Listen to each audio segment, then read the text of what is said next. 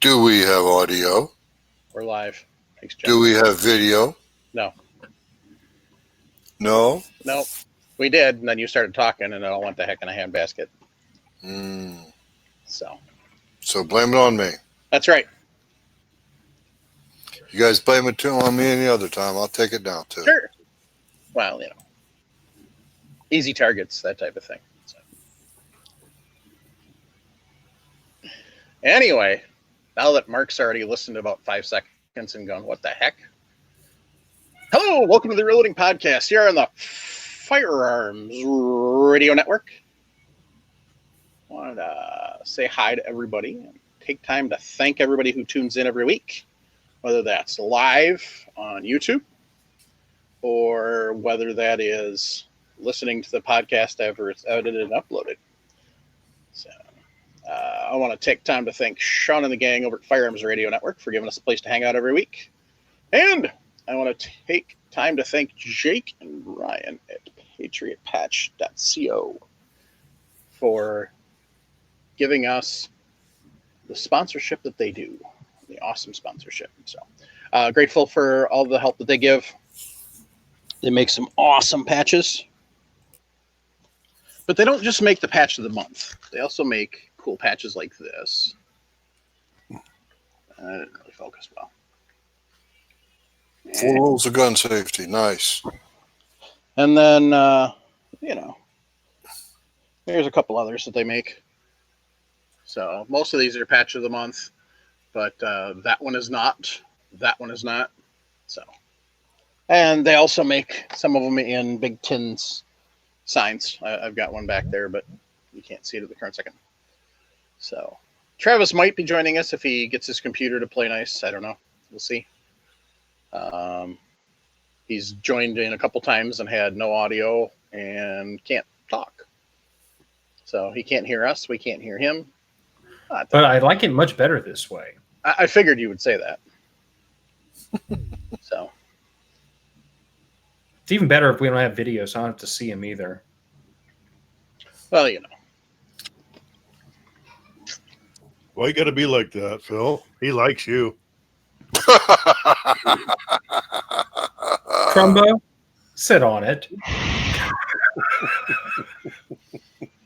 No. I like him too. This is how I show my affection, by giving him crap at every available turn. He does it to me. It's equal. It's fair. That's right. Just remember, we kid because we care. Mm-hmm. And occasionally, mutual boredom. That too.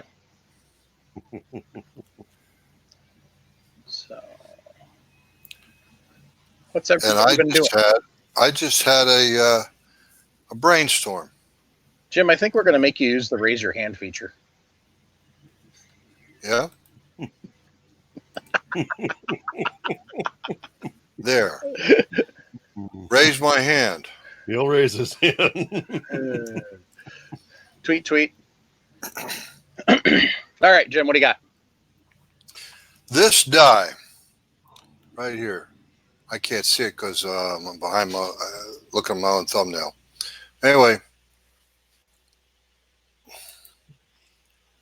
where's my mouse?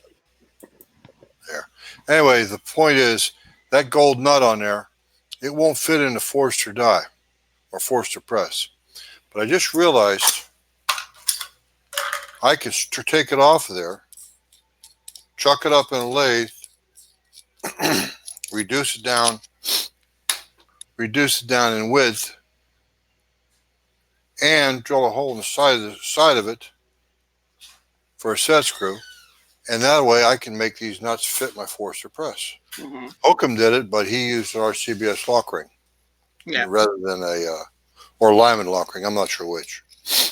Probably RCBS. Most folks go with RCBS. And I just had wow, I just had a brainstorm. You can tell how much I use these dies. They're still laying here on my desk. Mine are on my desk, but I used them. Anyway. I used them over the weekend. So Yeah. Well, since I started that, I'll finish. Yeah, deprimed and swaged a couple hundred pieces of 556 brass. So, and then some point in time this week, hopefully I'll grab the 550 and bring it back out and switch it over and load them up. So then I can go empty them, because that's the fun part. How about everybody else? What everybody else do? Jim? Well, I did all the brass prep on those 100 rounds of 223 that I could do. I got all the way up to the point where I'm ready to charge them, and all of a sudden I run into a hell of a wall. I have mislaid or lost or whatever the box that I had the small drop tube in for my RCBS unit flow. Well, I got tired looking for it, and I called RCBS up with a credit card in my hand, a debit card in my hand, and told them what I wanted. They says, "Okay, Mr. Fleming, it's on its way." I said, "What?" "It's on its way." "How much to owe you?" "You don't owe us anything, sir. It's all part of the warranty." That's customer service at its best. You know, over the years, I've tried in the reloading room, we've tried getting various sponsorships and dealers to donate something to be given away, and only one has really responded. That was Forster Products, and he gave something away and whatever for long. That's another story, not related to this. But to every one of the reloading outfits that are out there, reloading equipment manufacturers that are out there, every one of them has always given outstanding triple plus customer service anytime I've needed it. I mean, I wouldn't. If I was on a Reading die, I would have called Robin Sharpless up and says, "Hey, Robin, I got a problem," or Reading powder measure, "I got a problem," and they'd be on its way, I'm sure. But anyway, that's where I'm at. I'm basically waiting for that little drop tube to come in so I can finish reloading my 223 ammo. Yeah, and I do like to tell this story because I feel like it's worth pointing out. I'm sure the other manufacturers probably follow suit, but I can say this for RCBS directly. I called them up about needing some spare parts for a set of dies that were 40 plus years old that had been handed down to me by my father. Offered to pay for the parts. They wouldn't hear it. They didn't want my money. It was no good to them. All they told me was the parts are on the way. Tell your dad thanks for passing along the hobby and use those dies. And I wasn't even the original purchaser. So you are under a serious obligation to our CBS to pass along the information and keep using those dies. Yep, and like I said, I don't like to get into debates about whose equipment's the best, whose customer service is the best, because they all have great customer service. You know, the cases where somebody wasn't satisfied are much fewer and further between than the people who come away giving 2 thumbs up. But the only thing I tell people is this was my experience, and that's why there's a whole bunch of green stuff on my bench. It made an impression. Yep. What'd you do this weekend for Guns and Reloading, Phil? Anything? I screamed and yelled a whole bunch about various Second Amendment issues. And since this is an apolitical show, we'll probably have to leave it right about there. Thank you. I did screamed and yelled a bunch. I took the ebook version of American Insurgent, discounted down to 99 cents for the next 7 days. The sale started this morning at 8 o'clock in the morning. I think it's going to run until next Monday at midnight, I think. Anyway, but at this point, with all the talk that's been on the media about red flag laws in particular, I thought to myself, I'm like, there's not a lot little old nobody me can do, but if I can put this book into the hands of more people and get them thinking, that's something. So that's been the long and short of it. Been running my podcast. We did a deep dive on the Second Amendment with Derek Wills from Lone Star Gun Rights out of Texas and Lone Star Gun Talk podcast. And other than that, just trying to look for a shred of sanity among our political figures these days. What about you, Jason? Or would that be like scratching at a sore? I don't pick on. Look, I don't pick on you much about living where you do. I really don't. I understand why you're there, but like I do feel a little weird complaining about gun laws, and then I look at Travis and I'm like, oh.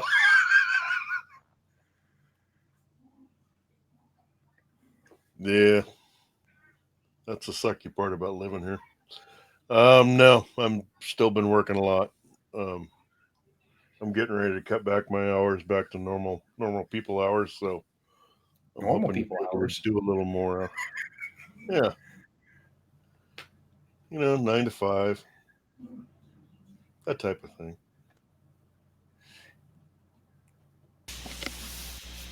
Yeah, that press behind you there, Jason, it's got dust on top of it. I'll get after Kathy about that. That's not my job.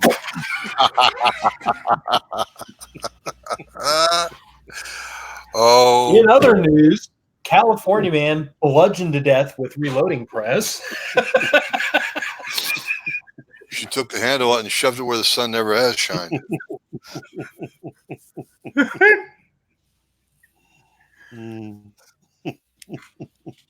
I just hope she used the handle. That way it wouldn't have been the pointy end. The dull end would cause more damage. Oh boy. How did we get this far off the rails this early? Oh, jeez. Your fault. This is a podcast? Yes, good point. I blame Phil. Everybody does. That's fine. What about you, Mikey? What have you been up to? Oh, just depriming and swaging that brass. That was about it. Brass prep sucks. Always. Little homage to the Canadian. Yeah. Well, if you buy the right tools, granted that's a big expense, but if you buy the right tools, brass prep goes pretty quickly when you have a power tool to drive it.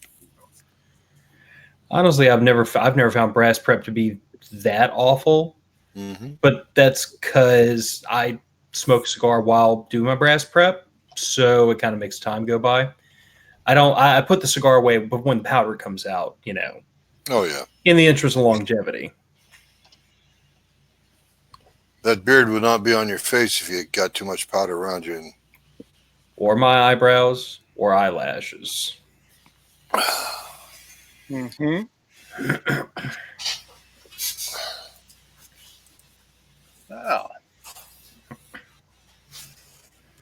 Oh, I did one other thing.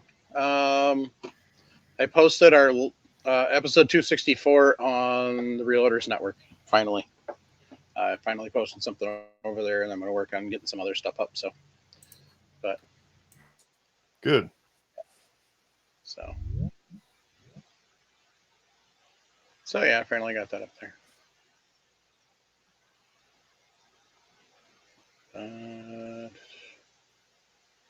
Well, of course, Hookham would love brass prep. And it's not because he said he can drink, it's because he's a sadist.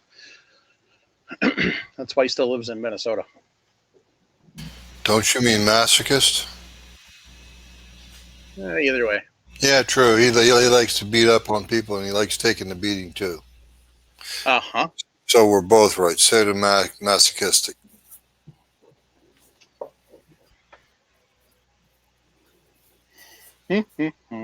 So,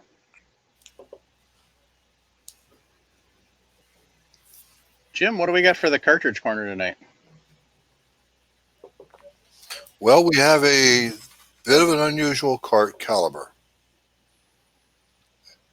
As you guys know, I have a rifle. Well, the article in question, the article I'm about to read, is in fact copyrighted. And I have to give credit to Wolf Publishing. Thank you for that. And the author of the article was a gentleman by the name of Gil Sigel. Hi, Travis. We can hear you. You're making lots of noise, Travis. We can hear you. Yay! Can you hear me? Yes. Yay! Sorry, I'm pulling a Phil, I guess. Give me a second. You know, I was on time. Thank you. And he made sure his equipment was working properly. And my truck didn't get stuck.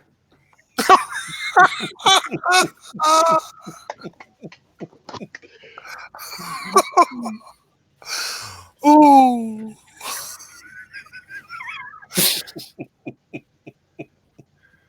I don't think Travis is still around, is he? I don't see him in the thumbnails. All I hear is crickets. Am I muted? No, he's there. He's there. He's wagging a bird at me. I think it was a bird. It might have been a ring finger. I couldn't tell.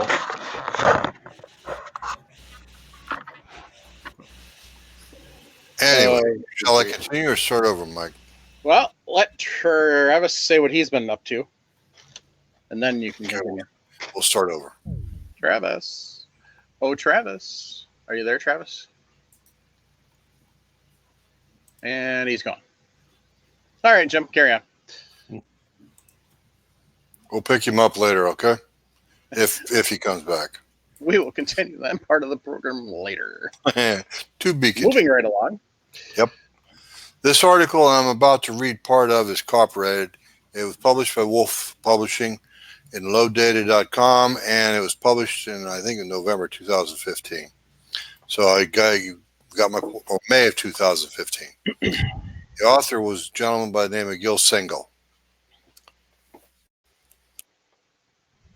It's about one of my favorite calibers I've ever thought about reloading for, and it just kind of caught my eye one day. I was reading. I used to have both copies or both editions of Parker Ackley's Handbook for Reloaders, Volume 1, Volume 2, and somehow or another I managed to lose both of them. I can't find the second one. I bought the first one, but it doesn't have all the data I want. Anyway, back to Parker Ackley, P.O. Ackley.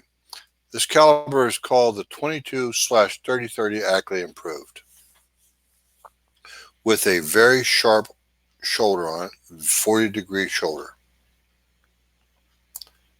Okay, the 22/3030 Ackley Improved 40-degree, or in parentheses 22/3030, is of the cartridge type dear to the hearts of serious handloaders who would rather discuss muzzle velocities and trajectories than sports statistics. It exists in that murky, responsible to no one world of the Wildcat cartridge. A house of mirrors where, before the advent of inexpensive chronographs, literally anything one could imagine was possible, and many shooters had very active imaginations. I think that's an alliteration to the fact that people like to publish information saying they were shooting 30 bullets, 150 grain bullets at 3,000 feet per second, 170 grains too while we're at it, and no pressure, nothing like that. But that's all bullshit. From a historical perspective, the 22/30 represents a transition. It is one of the last. It is the last of one of the old-time rimmed varmint cartridges. At the same time, it represents the then evolving modern case shape, featuring minimum body taper, large powder capacity, and a sharp shoulder angle. The designer of the 22/30 was a fellow by the name of Parker Ackley. Anyone who has studied the rifle has heard of P.O. Ackley. Besides owning his own gunsmith shop, I should say, he was an instructor in the gunsmith degree program of Trinidad State Junior College in Trinidad, Colorado. Cases were filled with cornmeal after something happened here in the copy and paste. Anyway, Trinidad, Colorado, and then they jump into the article. Jumps directly into a tidbit about filling a case with cornmeal, like I did when I was fire forming my 280 Ackley Improved. I used cornmeal, and it worked pretty well too, instead of a cream of wheat. Anyway, you'd use a fire forming chart, a bullseye, about 5 grains of that. Underneath that, I use unique. I used 15 grains, I think, of unique underneath of the cornmeal. Plug it up with wax. Candle wax is what I did. at Mike's suggestion. And anyway, so that's how you fireform cases. But anyway, back to the article. Well, in Trinidad, Ackley did much of the experimental work that led to his 2-volume handbook for shooters and reloaders. A must read for serious handloaders. The exact date for the first 22-30 is hard to pin down because Wildcats aren't formally introduced. The late 40s is pretty certain. Research shows it to have been rather popular for Wildcat. Thus, there are rifles not being shot for the lack of current data. That is about to change. Rifles found chambered for this round are quite varied. Heavy-barreled, single-shot, 22 caliber varmint rifles have been the rage since the 1930s. So the Winchester single-shots and Stevens 44.5 were rebarreled. Mauser actions were everywhere, and all it took was opening the bolt face 25 thousandths. That's a very light cut to accommodate the 30-30 rim. Rounds would even feed from most magazines. That would be like the Mauser magazines. This seems odd today, but at the time, many riflemen mistakenly believed rim cases could handle higher pressures than rimless cases because of the extra metal in the rim. Then there are the lever guns. 22 Winchester 30-30s were not candidates because of the pressure involved, but the Savage 99 and the tube magazine, you can't put a sharp bullet against a primer, remember? But the Savage 99 had been made in the 30 Winchester centerfire since 1900. Ackley himself recommended rebarreling the Model 99 to his Wildcat because the magazine could use pointed bullets. The rifle used in load development is not one of the old actions. It is a strong Ruger No. 3 that left the factory firing 223 Remington rounds. Purchased a few years ago at a gun show, the seller knew nothing of the rifle's history. Since the No. 3 wasn't available in 223 until about 1979, it would be interesting to know why it was rechambered to this old Wildcat. The rifle has the integral front sight band turned flush with the barrel, and its crown recut to a flat target style. Barrel length is 22.5 inches. That for Ruger No. 3, that's a very short barrel. It sounds to me like somebody might have whittled a couple inches off of that. Factory tapped holes are provided for attaching optional Ruger-made scope bases. The author had several sets at one time, but could only find 4 rear bases. Weaver bases and rings were then used. The scope is an old 10X Redfield silhouette model. Reloading dice do not come with a rifle, so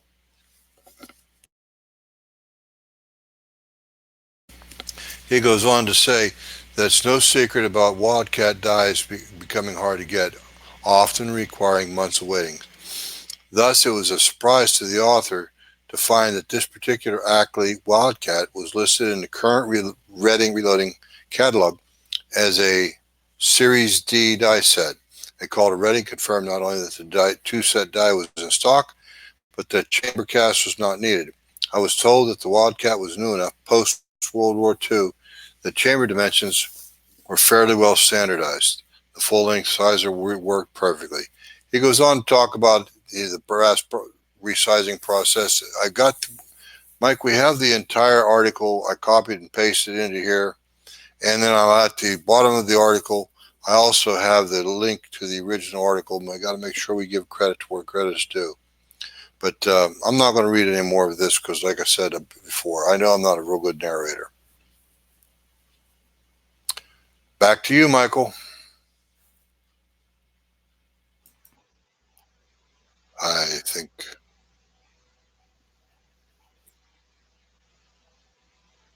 You shouldn't think you'll hurt yourself. Yep. I wasn't sure if I was muted or what.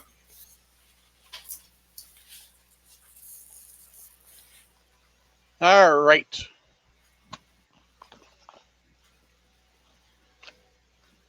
I'm not sure who to give credit for this question, but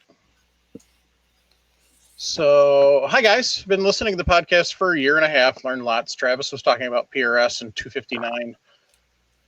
That'd be episode 259. Thought I would say hi and let you know I have competed in PRS field hunting style matches in Montana for the last 3 years. Still new at it, considering the others that you shoot with, but you'll learn a lot very quickly.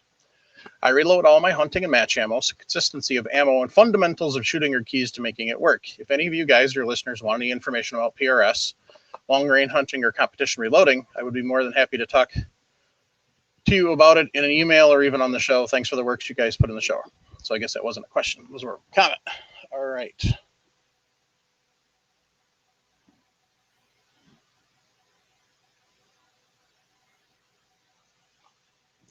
Hmm.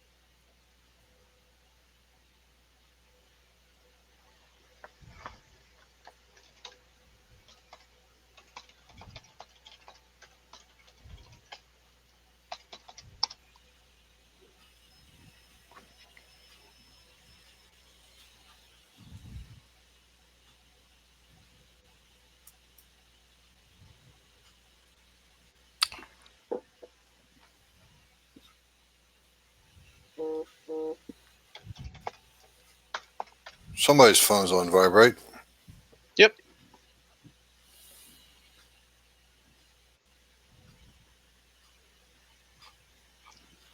It'll be a second here.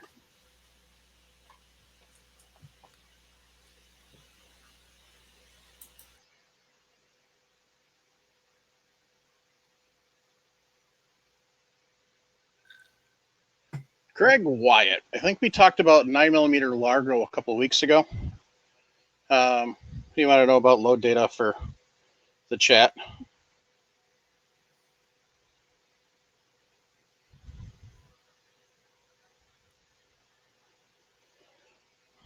So let's see what Sierra's app has to say. Nope, I don't want that.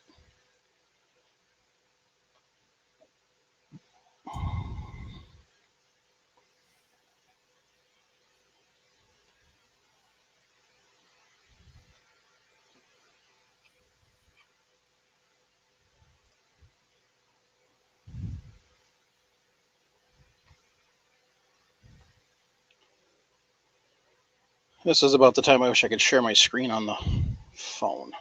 That's not what I want. All right. So we're looking for 9mm Largo.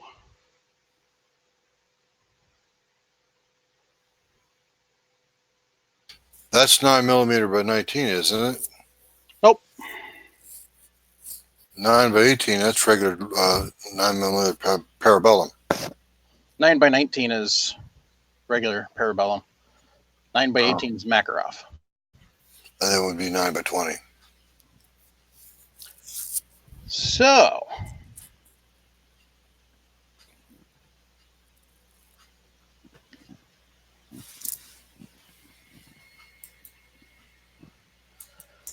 I think we did this as a part of a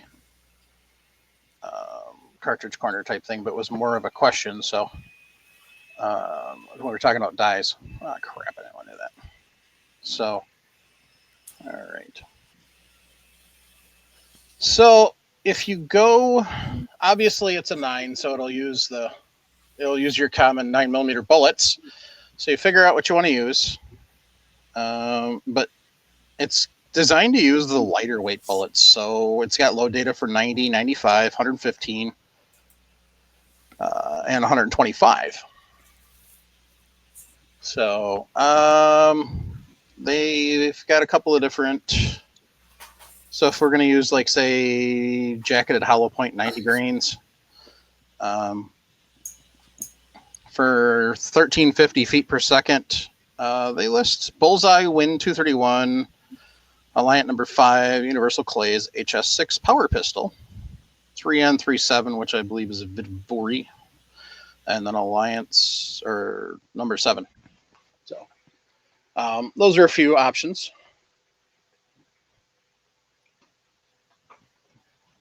And then, depending on, say you want to go to a different bullet, let's pick common. So we'll go 115 grain FMJ.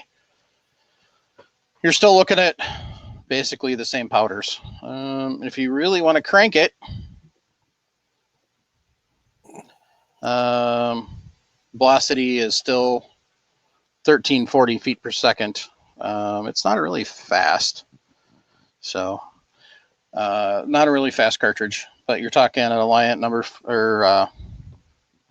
number 5, Universal Clays Power Pistol HS6, 3N37. And yeah, that is a bit of worry. So, and those are all kind of a max, I guess, play almost like a plus P load, but not quite. So, that's a couple from Sierra. There's more out there. Yeah. Like, Fat Alva said, he can check Quick Loads. Yeah. Quick Loads has got some stuff too. I just went with a quick, Sierra. Let's see here. So theoretically, since you have a couple of different powders, you can go to Alliance site.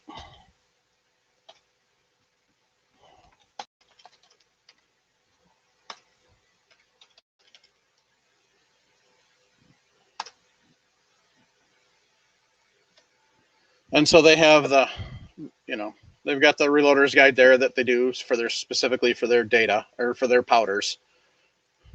So we want pistol revolver load data, and then we're going to look as you scroll down. They got 9mm Luger plus P, 38, 10, 41, 45, 460. So they don't actually list anything for the Largo. They list the Makarov, but not the Largo. That's kind of stupid. So that's no fun. But it's a matter of checking a couple of, a couple of different sites. You can go to Hornady.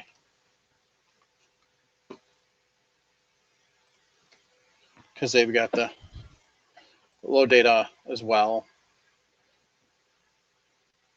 for their powders.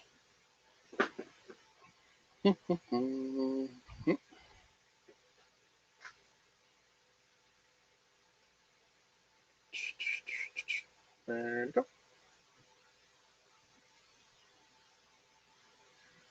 Sorry, they've got the books. I'm thinking Hodgdon, not Hornady. I always do that. Hornady's got the books. So we'll see if they've got anything.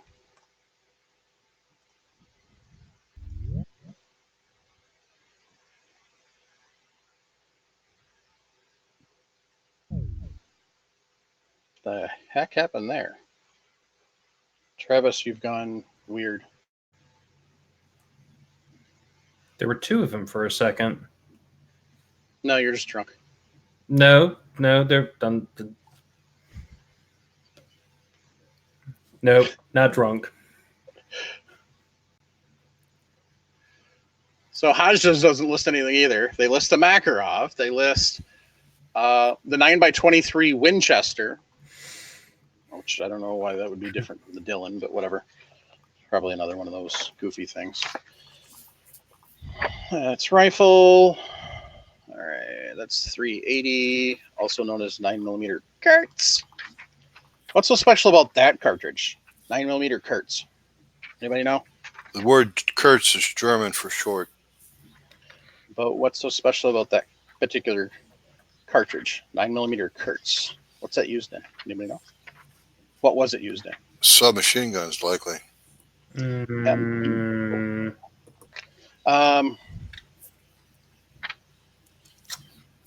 lot of people use it for self-defense. Recoil's so mild. PPK. Yep. It's James Bond caliber. Yep. As in James Bond, that's right. 007, the license to kill guy. Yeah. There's also popular use in a couple of German firearms during World War II. But nope, Hornady doesn't have anything on the Largo either. So, well, that's kind of sucky. So at least Sierra's on top of their game. What about Lyman?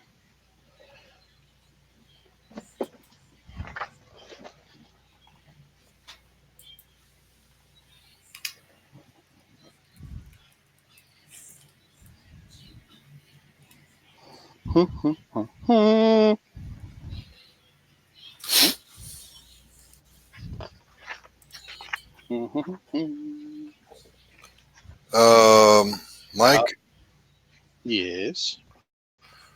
there's a PDF. I could send a link. I'm not sure if they have to be a member of Low Data or not, but I'm going to send you a link. If you want to copy it, paste it over to the YouTube chat, that's fine. Yeah, your load data stuff, there is some free information you can get there. Okay, then I'll paste this. Looks like Lyman does not do the Largo either. So, Well, this is an article about the reloading for the 9mm Largo okay. on loaddata.com. It's in Okay. the chat. It's in the host chat, not the YouTube chat. I'll put it over there too. Link shouldn't cost anything.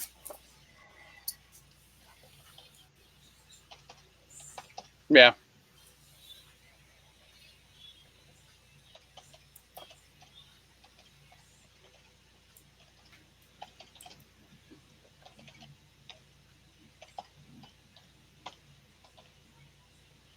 It didn't come over.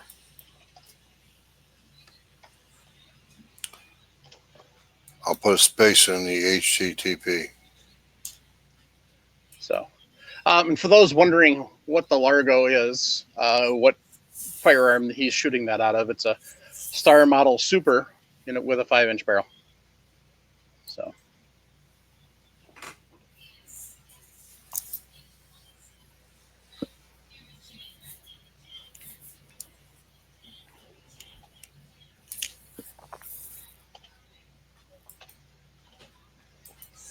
I just posted that, and I can look at it without logging into Load Data, so it should be.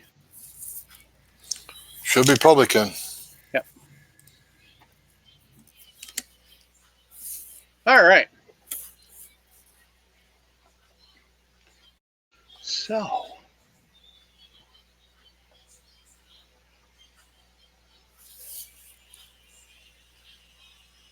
So one of the things that we're going to do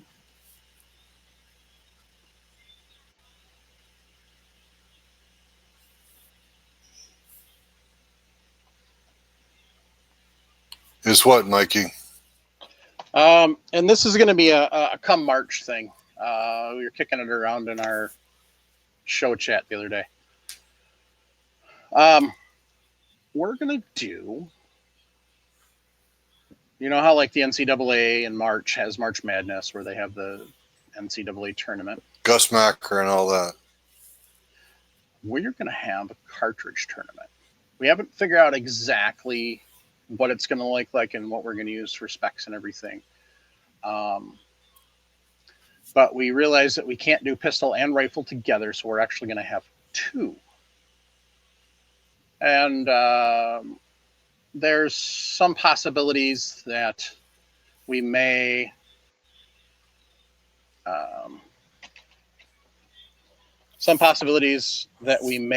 have a listener vote option as well. So, and listener suggestions. So kind of think of cartridges that you may be interested in. So.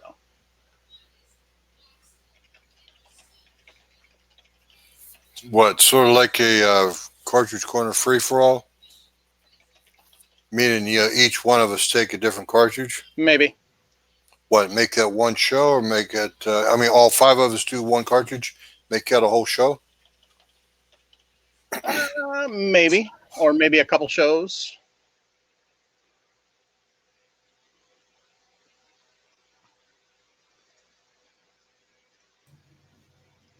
I already told you kind of my idea on that. Yeah, so we're going to kick it around. Phil came up with a couple of good ideas, and so we're going to kind of talk about it. But for those of you who are regular listeners, let us know what your thoughts are. I just want to start a big old ugly caliber debate. Kind of. I mean, it's what it's going to turn into. Might as well have some fun with it. 9mm, 45 ACP, 40 S&W. There, I started it. Oh, look at Chris Sharp. Phil doesn't get the 338 Lapua. LOL. I already told Mike if I am forced to do 338 Lapua, I will quit the internet. I don't believe that for a minute. Okay, but I will be vitriolic. You sure you're not Yeah. talking about the old Victoriola? You guys love to poke fun at me about not being able to afford my 338 Lapua. Go ahead and yuck it up. One day, I will be a famous podcaster and I will have one and I will have the last laugh. It might be while I'm dreaming, but I will have the last laugh one day.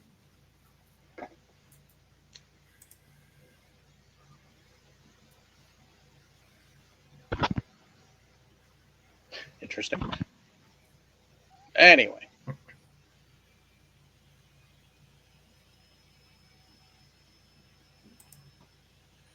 So,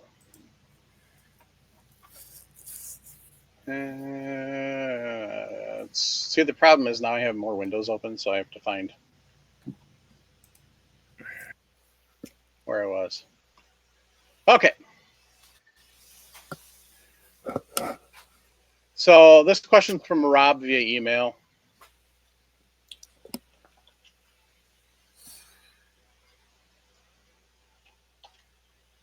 And it says, I've heard you and your co-host speak of overbore cartridges before, and I don't understand what you're talking about. Could you please elaborate on this? Thanks for the podcast, and I hope you've had a chance to try out the Lee Auto Drum powder measure. Take care, Rob. He's the one that sent me the Auto Drum. And unfortunately, no, I haven't. Because I haven't loaded any 40 in a while. Hey, Jason, do you know what overbore cartridge means? Nope. We're not Oh. referring to big bore, are we? No. Big bore would be like 4570, 458, 460, stuff like that. Yeah, I've heard it referred to as anything over 9mm or anything over 10mm, like, anything above 40 cal. Although then I talk to people that lump 10mm Magnum, 10mm in that, so I don't know. Are you talking handgun calibers, Phil? Well, I've heard it referred to rifle and pistol, but that's why I was asking if he was referring to big bore versus overbore. Overbore. That's what the writer said. Travis, do you know what overbore means? I'm not sure if I'm correct or not, but I'm thinking he might be just talking about when we've talked about like our cast bullets being oversized. No. Nope. Mikey, you seem to know the answer. Go ahead. No, I'm going to let you go.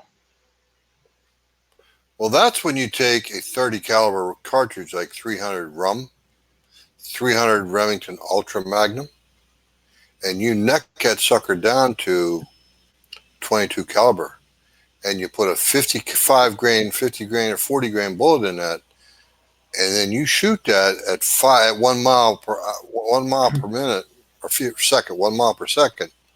Now, folks, that's what you call overbore. You want to go really overbore? 50 caliber neck down to 30 caliber. That's overbore. Jaeger split and loud boomer. Uh-huh. So he's talking about a sabot. No. I will get the Directly link. necking it down, thinning the brass wall down to 10 thousandths or the 15 thousandths, thinning it down and making sure that the brass neck is not too tight because of the restriction or because of the thickness of the brass that you're necking down. This is strictly brass to gilding metal. Hey, Jim, Yes, sir. are there any factory cartridges that are overbore? Yeah, barely. Right. 243, 25 odd 6 are the two that come to mind off the top of my head. How about 22 250? Yep, that'd be another one. 220 Swift. Yep, Those are all overboard, guys. It's 257 Weatherby. 30-06 class cartridges, neck down to 22 caliber, something like that. Yeah, any of the Weatherby, most of the Weatherby cases are overbore. Oh yeah. So you got up to the 460 Weatherby. Yep. Yeah, I've actually never heard that before. Yeah, we've mentioned it a few times on the show. So, Phil, because it really doesn't exist. And you're muted. Now I am unmuted. P.O. Ackley. Isn't that a good reason? That cartridge doesn't actually exist because it won't actually work because the bullet disintegrates as it's traveling down the barrel. But that's what makes it so cool. No, because it's not a legit cartridge. You can't actually Oh. fire it. You're stomping on my hopes and dreams, Mike. You might be able to injure somebody with the spall, but I don't think that you would actually be able to cause. Well, I suppose if you aimed at their eye, you'd be able to cause lethal damage. But Set off every car alarm in the entire county. It wouldn't. None of the pieces that come out of the barrel would have enough mass to actually cause any sort of wound. Careful. That could be considered ethically for hunting purposes. So now nobody's ever taken that. So what we're talking about, 50 BMG neck down to a 20 or a 224. However, no one's ever taken a solid projectile a la tungsten and tried to launch it down there. They have. I've seen out there. Obviously, FMJs won't hold up. Supposedly, somebody got I think one of the Berger all brass ones to hold up, but it tumbled horribly. So, but yeah, it's one of those that it's not really a practical idea. It was a pipe dream that nobody's ever been able to make work. Somebody will at some point in time.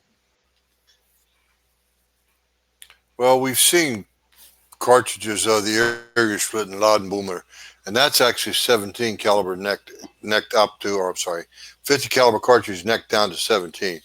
It can't work because of the fact that you lose so much brass in the neck and stuff like that. The cartridge simply won't hold up after one firing. Well, the other problem and this is all theoretical because I don't think anybody's ever tried to actually neck one down to 17. All I've seen is like internet images. But the other issue you would run into is that shoulder angle and the amount of shoulder space, surface area versus where the actual opening is. You're gonna cause the brass. There's a potential to cause the brass to split because you're trying to force something this large down into this small of an area, and it just generates a ridiculous amount of pressure at that point. So that's the answer to the gent's question: is that's overbore. Yep. And you're right. 20. What is it? Not 257. 25/6. That's definitely an overbore cartridge. Yep. So 270 is not really because it's not enough of a gap. And 25/6 is kind of pushing it. So, but technically it's still. 6mm Remington comes to mind. 7mm Aud 8. Yeah, probably a little bit too big, Phil, because you go clear up to the 338/6, you almost have a straight 35 Whelen too. That's about as far as you can go and have a straight case. You go up above you go up to 401 diameter. I think it's a little bit too big in diameter for the 6 case. Does anybody got? I'll bring up some Sammy specs on the 30-06. What about pistol cartridges? 257, 37 SIG? 256 Winchester. Look it up. That's a pistol cartridge? Yes, it is. Handgun cartridge. First one that jumped to my mind was 37 SIG. That's a bottleneck And cartridge. That's not not the same as overbore. Yeah. mm, Let's see here. Anything with a 14 cal. That's the Okay. new hot ticket for varmints. And yeah, they're really making 14 caliber. So they've got one where you neck down a 22 short. They've got one where you take a 17 or 20, I think it's 22 Hornet and neck it down to 14 and then blow out the shoulder. So that's kind of some other ones. Guys, the 30-06 cartridge at the heel of the cartridge, not right above the extractor rim, extractor groove, I should say. The case diameter is 0.469, 0.470. So if you put a 40 caliber bullet in it, you're pretty much guaranteed you're going to be shooting one of those straight wall cases.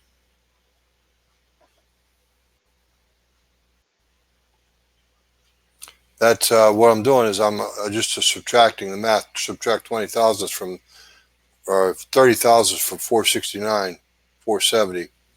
That puts me up to down to about 440 in diameter. Well, for the neck. Go ahead. Mark asked about the 22 TCM. I don't know if that's enough of a jump. So, because it's a shortened 22 or 5.56 case, and then it uses they shorten it down so it's the same length as the 38 Super at the shoulder, and then so there's a lot of different work that goes into that puppy, but I can't see diameter. I don't remember what the diameter of the actual 5.56 brass is. Not when it's neck down. So theoretically, it might be. So, excuse me. But without spending some time looking at specs, can't say for sure. And I'm not going to spend that much time on the 22 TCM because it's very limited. So, all right.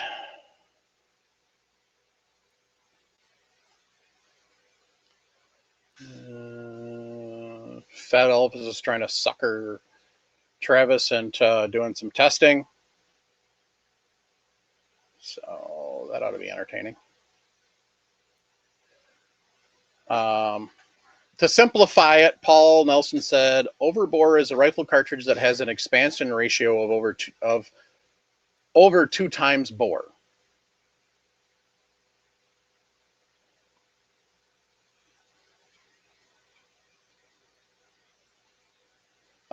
Basically, it has to do with not only what size it originally started out to, what you're necking it down, but then you're able to use mathematics to calculate case capacity, et cetera, et cetera, et cetera. So I'll include the definition in the show notes so everybody can have it. All right.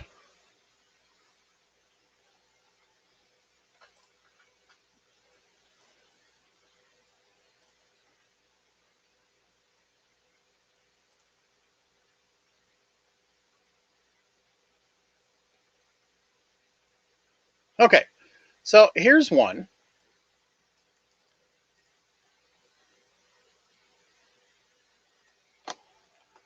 Because we love helping people spend money. Here's an email from Jeff.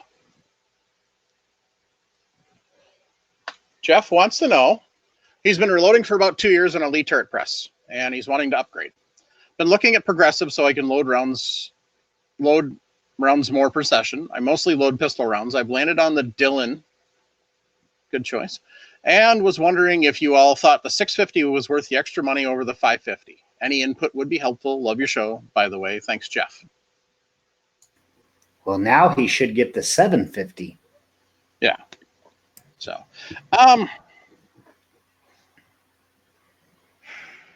Let me say what I think, because a lot of people argue and say get the 550 because they like the manual indexing. Mhm. So my argument with that is I think it's more likely that you're going to end up with a double charge or a no charge with that versus say a 650 or something that's progressive and indexes on its own. Mhm. So that's why I personally always recommend getting the progressive that auto indexes versus the 550 that you have to index it yourself. face it, you're lazy. You just don't want to spin it. Well, how many times I know I get distracted, and if I had, you're going to run into more likely not charging or double charging if you're not paying attention to what you're doing. Right. But honestly, even with an auto indexing press, it's still possible. I do It's have possible, but it's less likely. Right. I do have an alternate case to make for the 550 though. Okay. Not and here's the thing of it: it depends. Because the one thing I think the 550 kind of grants you that's more difficult on 650 is the ability to make progressive changes if you're doing load development. In other words, like if you want to tweak powder, if you want to tweak seating depth, if you want to tweak things, I find that to be a simpler process on a turret or on a 550 or on a single stage than I do on a 650. What a 650 really excels at is once you've stabilized on a load, mass produce the hell out of it. But if you're at the load development stage, I mean, because my father uses a 650 and I've helped him do a fair amount of load development on it, and I've always found it to be more cumbersome. And some of it could also be down to experience, but I found it more cumbersome on a 650. Like I can build a batch for load testing much faster on my single stage than I can on his 650 because it just takes longer to make those little changes. Mhm. And especially if you're doing things like tweaking seating depth, which then, I mean, if you're tweaking seating depth, you're tweaking your crimp, you're changing your powder drop. It's just faster on a manually indexing press or a turret or a single stage. So I'd ask the listener, what exactly do you anticipate doing? Because like in my father's case, once he establishes a load, he fills an ammo can. Mhm. And in the way he uses it, 650 is the right press to have. Mhm. I do a fair amount of that, mass produce one load, fill an ammo can, but I'm also getting into a stage of reloading where I want to do more load development. I want to play with different powders, and that's a lot simpler off of a 650. Mhm. So it really comes down to, the 550 or a 550 or 650, both will mass produce ammo. Both will do load development. You're not giving up by getting one or the other, but one or the other is going to have its natural strength, in my opinion. Okay. Jim? You're muted, Jim. Sorry, I cleared my throat in front of you guys and I didn't even realize it. Apologize for that. Jason, got a question for you, buddy. I happen to know that you own a 650 and you own a 550. Okay, I agree with Phil on the load development's a little easier on that. But the question, what was the question again? What do you think is worth it? Because this is a guy buying his first progressive press. Which press do you think the guy should buy? 650 or the 550? Remember, Jason, we cater to the newcomers. Well, we cater to everybody, Jim. Yeah, that's true. But the thing is, with an experienced freeloader out there like ourselves, well, that's different. Go ahead, Jason. So I think Phil had a good point about load development on a 650 is difficult. 550, not so much. I kind of like the 550 better than my 650 because I like the priming system better. personal choice. Now the 750 has the same priming system as the 550. But like Phil said, if you just want to make ammo, get your 650 or 750. Or heck, if you want to blow some real cash, go get you a 1050 like that rich bastard there in Idaho.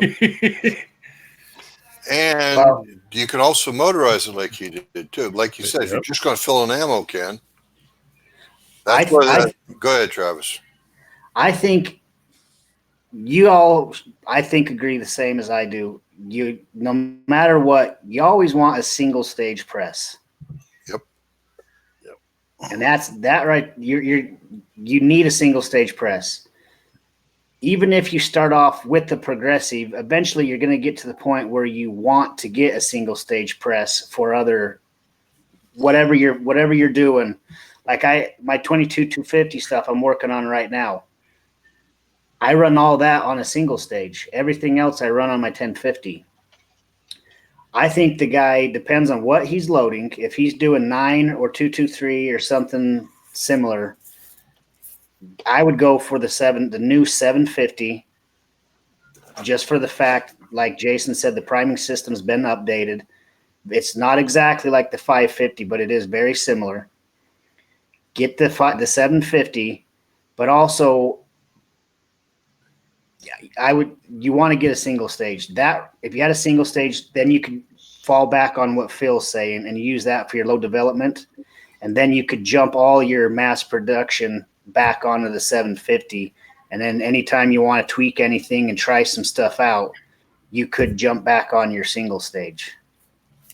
You can get a single stage Lee. I mean, what's a single stage Lee press now? You can get them for around $50 or less. The C presses, yeah. The O press is probably running closer to like 80, 90, which still not a huge investment. I think there's some less than that right now. The listener, we've forgotten, and you're not reading the host chat. The listener already has a turret press that he can use as a single stage. Okay, all right. So then problem solved. Get the 750. Don't look back. Like I said, I just like to kind of grant these are the strengths and weaknesses of the press, make your own decision. But the one thing I did want to kind of go back to, since it's been brought up at least indirectly, is cost. It's not that there's an enormous cost difference between a 650 and a 550 buying into them, but I can tell you that when you start stacking up tool heads, caliber conversion kits, dies, bullet feeder, case feeder, you can spend a pretty healthy chunk of change making a 650 is as automated as it's capable of being. Like the Dillon, the friend of me and my dad's who's a Dillon dealer, who's the one that sold my father his press, sold him a case feeder at the time he bought the 650, and he said, in his opinion, there's no point in buying 650 without the case feeder.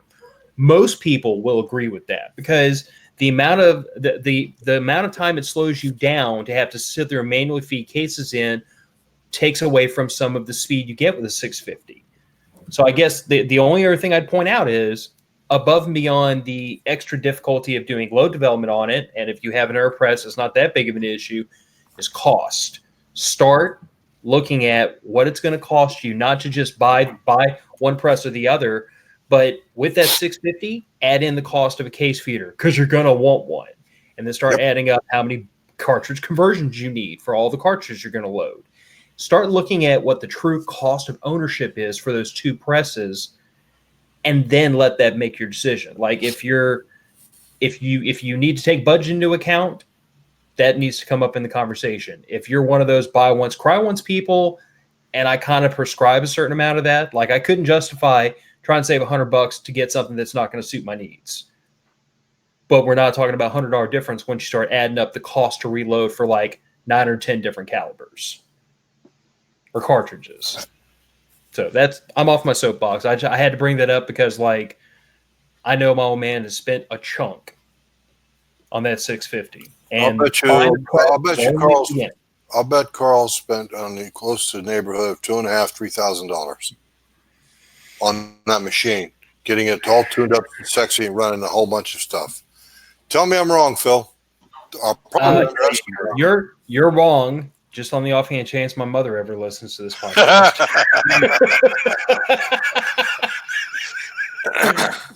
Well, I can tell you right now, a loaded 650, I believe, is a neighborhood of $1,200. Yep. I know your dad's got the trimmer, the RT 15 or 1200. I don't know. Yep, That's think he's got that's 15. 350 ish.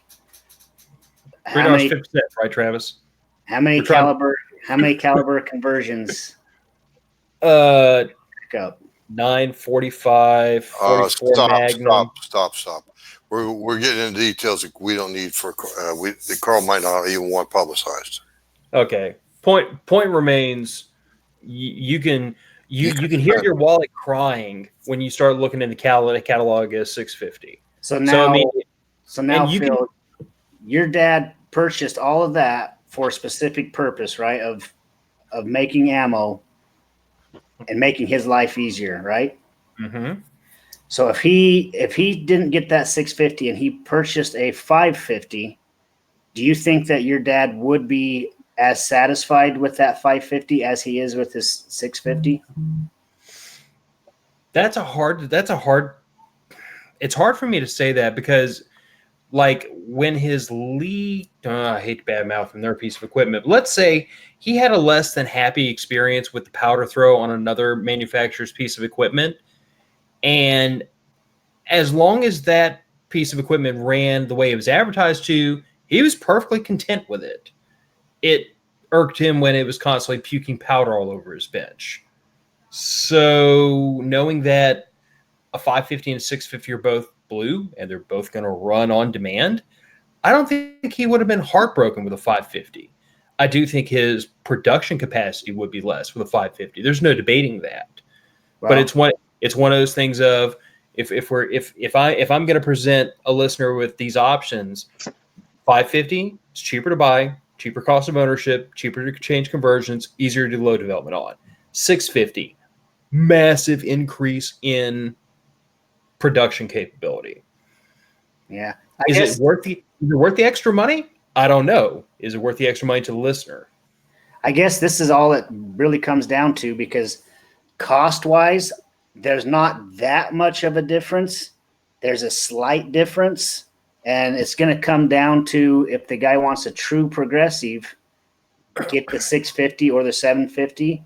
If he doesn't mind manually indexing and saving $200, go with the 550. And he can still get a case feeder for the 550. Yep. Mm-hmm. But the problem with manual indexing, we have had our experience here on this very podcast.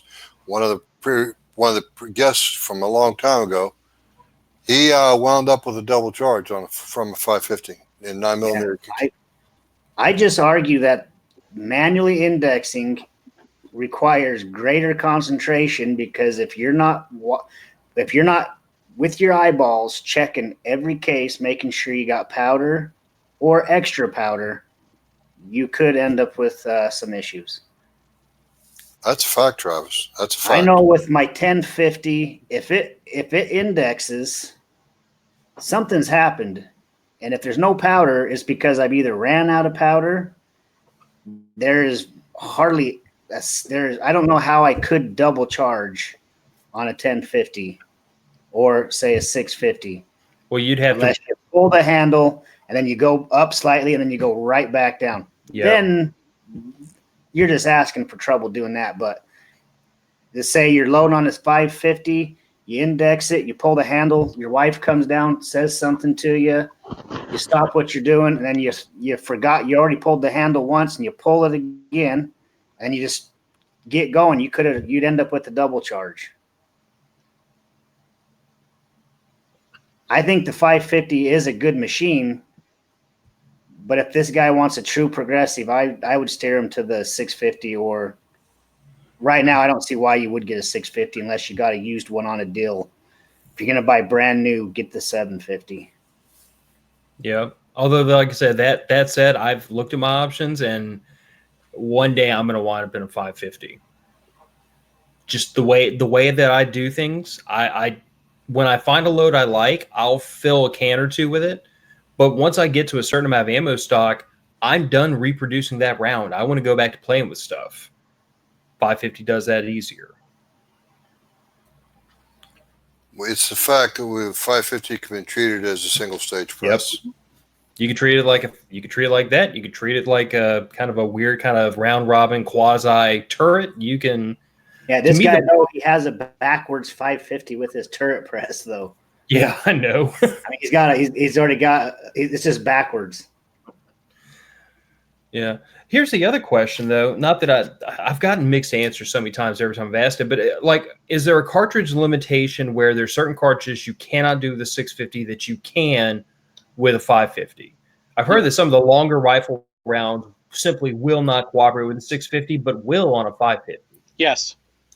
Where's that breaking point? Is it like a short action, long action issue, or? I don't remember. 308. 338 Lapua. 308. Yeah, yeah. Don't mess with me, Trumbo. The 308 Winchester is about as long as you can load conveniently on the 550. You can't load that on the 650. I thought you could go up to like a 30-06. Dylan will tell you can, but by God, you better be really good. Yeah. Well, and What is gentleman- Mike's opinion on this 550 versus 650? Well, first off, toss the 650 out the window. Stop talking about it. Can we use the word 650, 750 interchangeably in lieu of habit? Because 650's been the machine for this long. No, because it is the 750 is significantly different from the 650. So, no. Given the fact that he owns a turret, by the way, depending on how old that turret is, if it's less than 10 years old, you can actually make a Lee auto index. In case you didn't know that. So you could actually take on how much he's going to load. That's a possibility. Not a very practical one, but it is a possibility.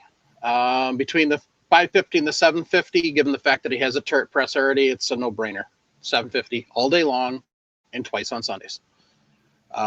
Yes, you should really buy the case feeder. You don't have to buy the Dillon case feeder. There's plenty of aftermarket case feeder out there, options out there that are half the price of the Dillon. Given the fact that it just launched, the amount of aftermarket accessories isn't as grand. Give it 6 months to a year, and you're going to see a crap ton of accessories for this aftermarket, just like you do for the 650, just like you do for the 550, just like you do for the 1050.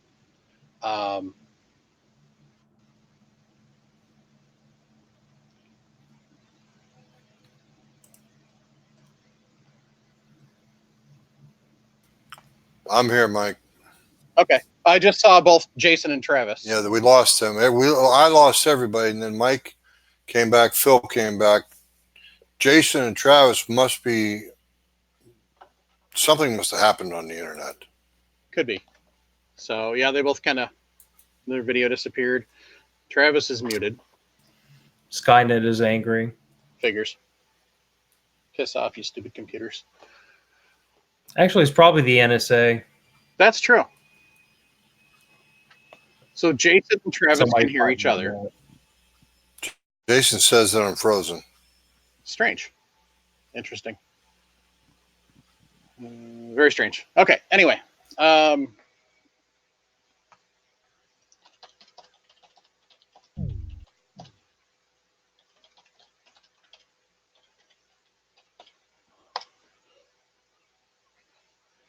I wish I had one of those please stand by things I could throw up quick. That'd be hilarious. So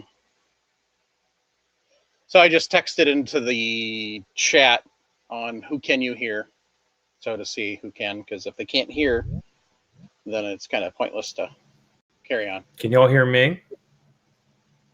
Mike, Phil, and Jim. Okay, so yeah, we can hear us. I can't hear Jason or Travis, so I'm not sure what happened. Maybe it's a West Coast thing. I was going to say it's got to be that Western connection. Well, you know, Skynet did start out west, so I think it's more the internet that God's got pissed off. could be. At any rate,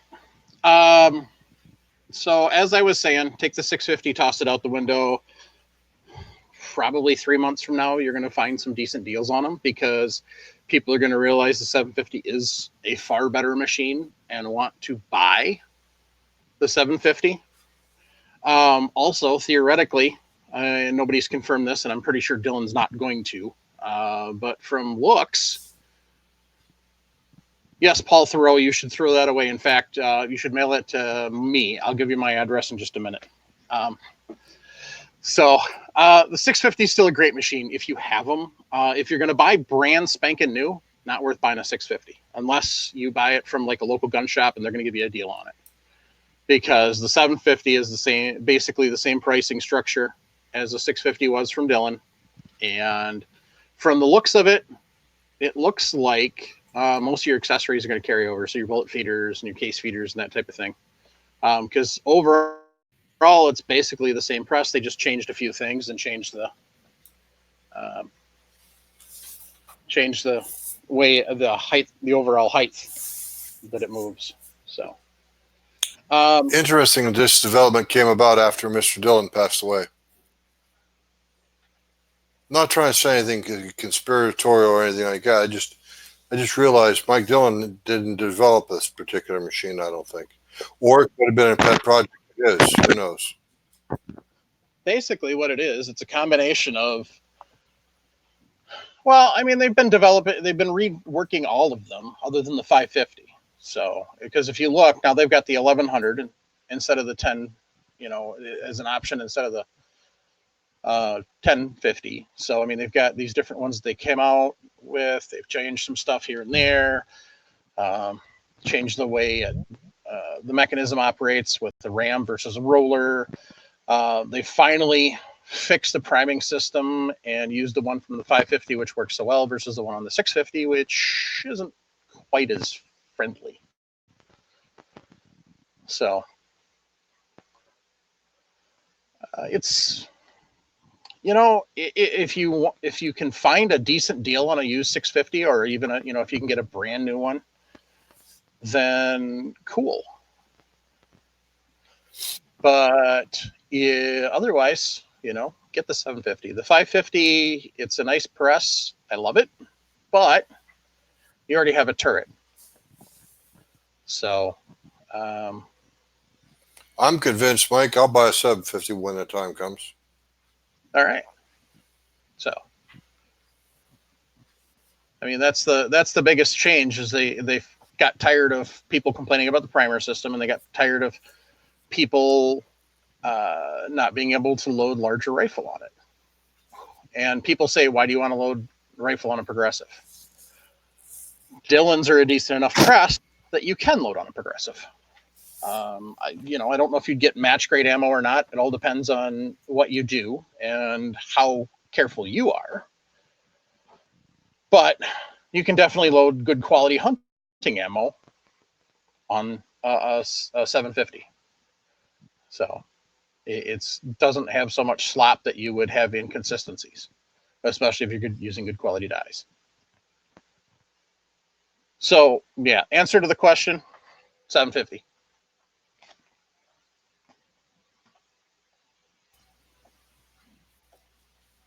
And they've got some package deals where you can get different things, like it comes with the the case feeder or the bullet feeder and yada yada. So, but yeah, definitely go with the 750 over the 550, since you already have the. Now, if, as you guys were explaining before, if this is somebody that doesn't have a press, 550. Benefits of the 550, you can use it as a single stage. So if you're just learning, you can use it as a starting press. Is it a single stage? No. But you can use it like a single stage. You can literally just put one die in and you can do one operation. You can deprime or you can prime. That's the nice thing about the manual indexing, is it doesn't have to do a whole bunch of things all in one shot. Every time you're pulling the lever, you control what's going to happen a little easier. So yeah, if it was just a new person starting out, I would say definitely go with.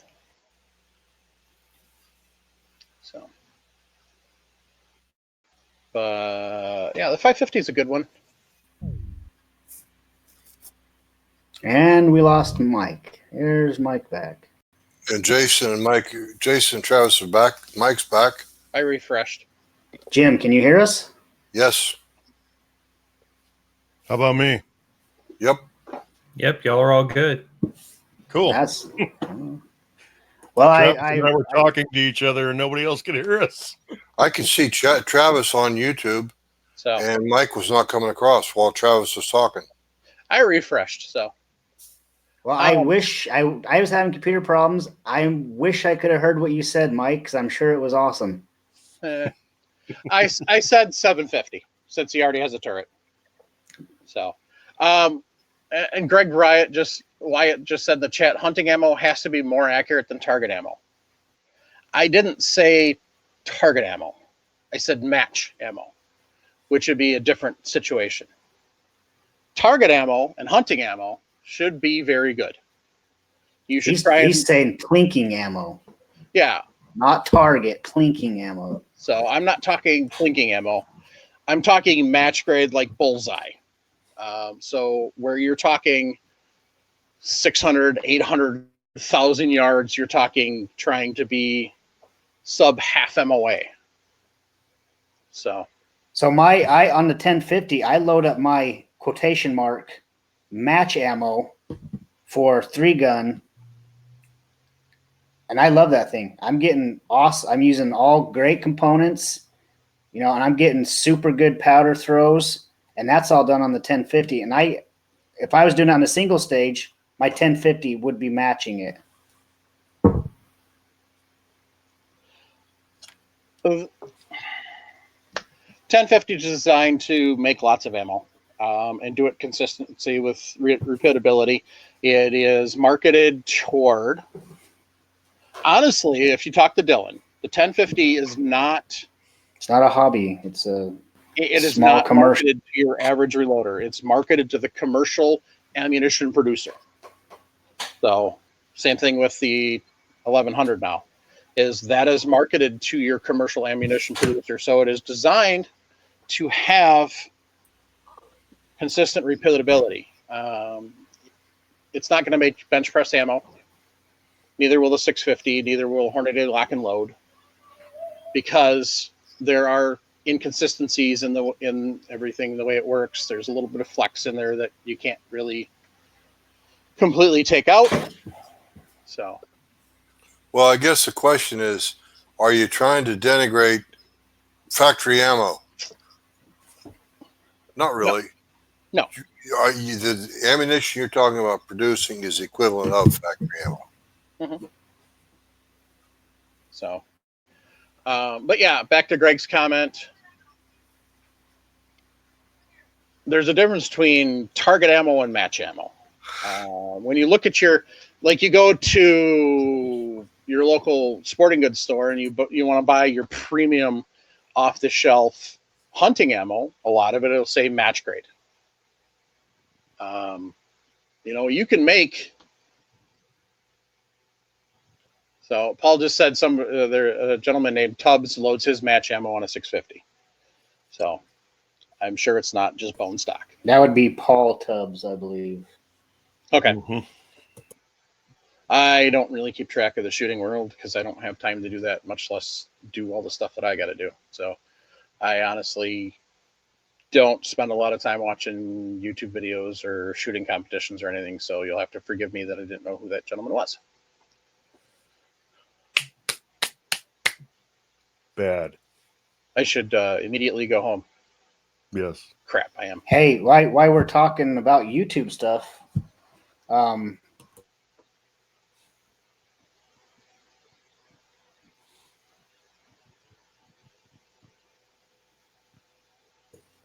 you hear me now? Yeah. Oh, sorry. Did you guys hear our friend YouTube channel Vaughn Precision got into a car accident? Yes. No, I did not. Yeah, he got messed up pretty bad. So broke both of his hands, his legs. got really, really beat up. So he won't be doing some videos for a while. So you should go over there to his channel and give him your well wishes. That's unfortunate. Yeah, that is no good.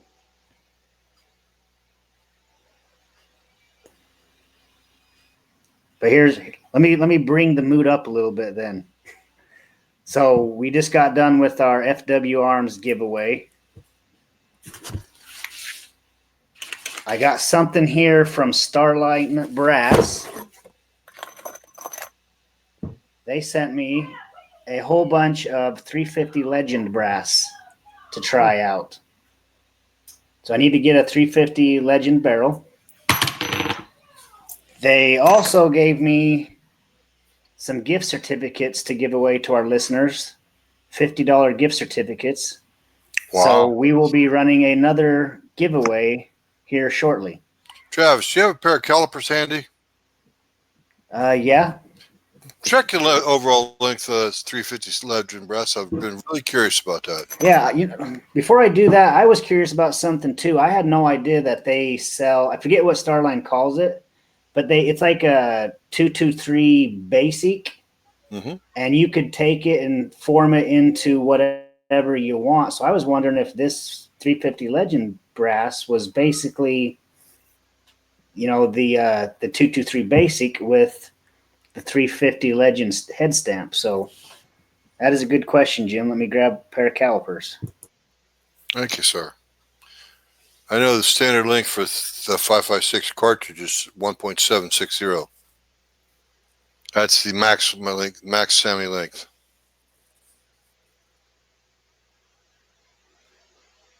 Sammy for 5.56. 223. Okay. Just checking. You're just splitting hairs, you mean. Travis, unmute yourself. Yeah, so the overall length of this is 1.7, just shy of 1.71. 710. Yep, just shy. Okay. And that probably a lot of that can be accounted for in the thickness of the loss that you or the well, not the loss. It would be a gain. Never mind.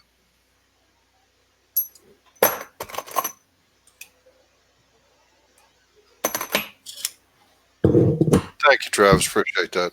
So the good news and the bad news for me is I need to come up with a barrel to try this out. But at least now I have some 350 Legend brass that we've been talking about, and I might be able to do some testing on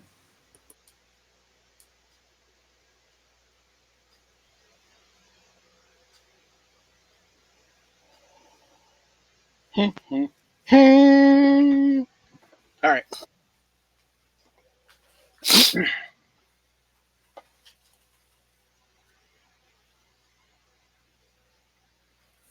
So Greg said wait 40 years for a sheep tag and use ammo from a progressive. I think not. I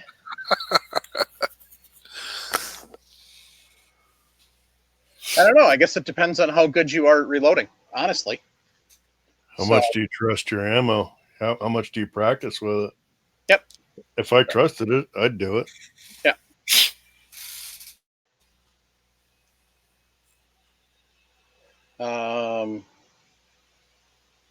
One of the long-range precision shooting teams actually uses progressives. So I think Robin was talking about that one time when he was on. That's not progressive. That was you're talking about the South Africans who had their ammo confiscated by U.S. Customs, and they sent them. They sent them. He was talking about that, but he was also on a different show. He was talking about somebody was using progressives because we got into talking about that. We were talking about their turret and their single stage, and then we were talking about progressives and stuff like that. So, or maybe it was when I was at one of the shows with him. I don't remember. I could be confusing it. So, when you talk to Robin, it's like talking to a wall of moving words. Yeah, he's a good man. So, it's personal preference whether you would, load depending on what you would load for progressive versus single stage versus turret versus whatever. If you're not confident in making that ammo consistent from a progressive, then use a single stage. Or if you aren't confident that the press is capable of reproducing it, there are certain I would have to do testing. I can't say. But I do know a couple other people that I shoot with regularly that are loading off of a 650. One's loading off 650. One's loading off Hornady AP lock and load. And they're still half inch at 200 yards. So now, granted, that's 200 yards, not 400 yards. So, it could separate and stuff at 400. We don't have any 400-yard ranges around, but that are easy to get to. So, but I totally understand Greg's point. And the biggest point that Greg is making, your hunting ammo should not be crap ammo. If you're loading for hunting, you need to put as much effort. I think we're going to turn into a pumpkin. Aren't you already? That's a barrel, I'll have you know. Anyway.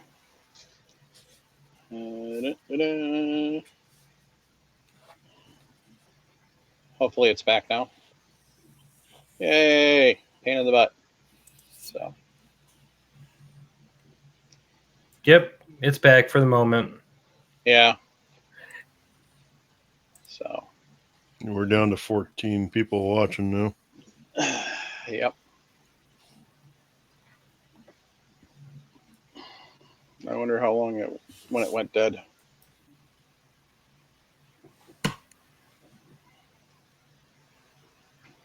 Pain in the ass. So, all right. So,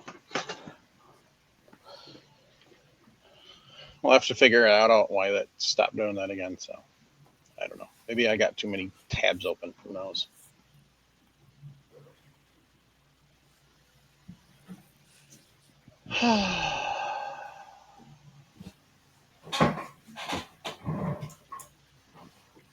But yeah, so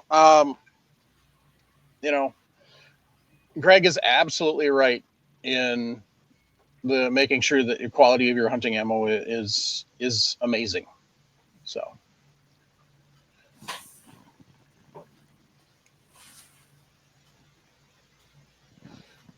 yeah. So and most people are going on that. Fat Elvis, I have a different one for that. It's portable.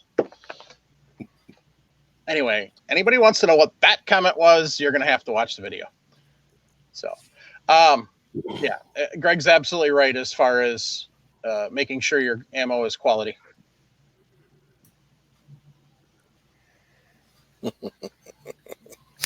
I just caught it. Travis, they want a bench tour. I don't know if your camera will reach that far. It will. Do we do it now or another episode? I think we'll do that another episode. So, Alex, you're going to have to come back. My bench is 30 feet long, and I do have quite a bit going on it. So.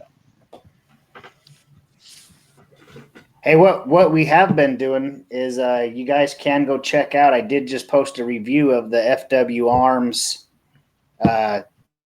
decapper and swage backer die.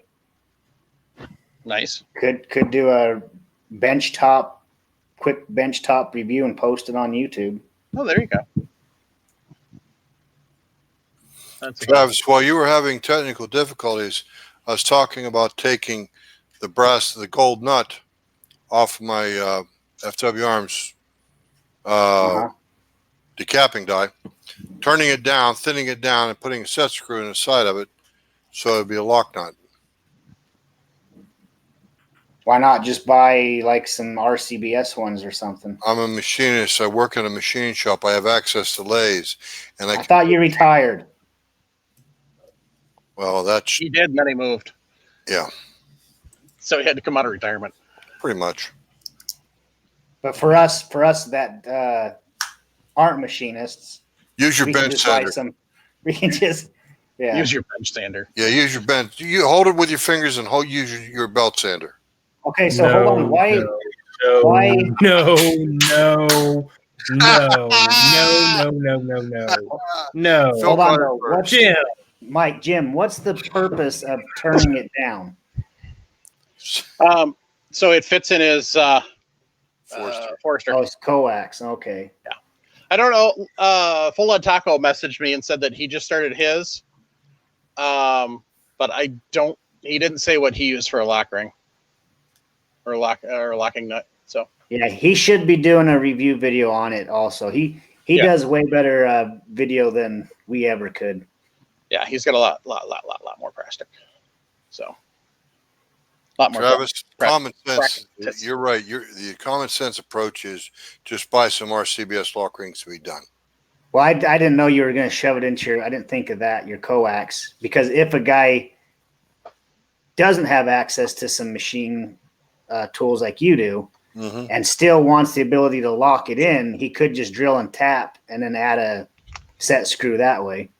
Yeah, you don't want that. You don't want. That's one thing I won't do is ever modify my Forester. No, I'm talking about the lock ring you've got Oh. on Okay.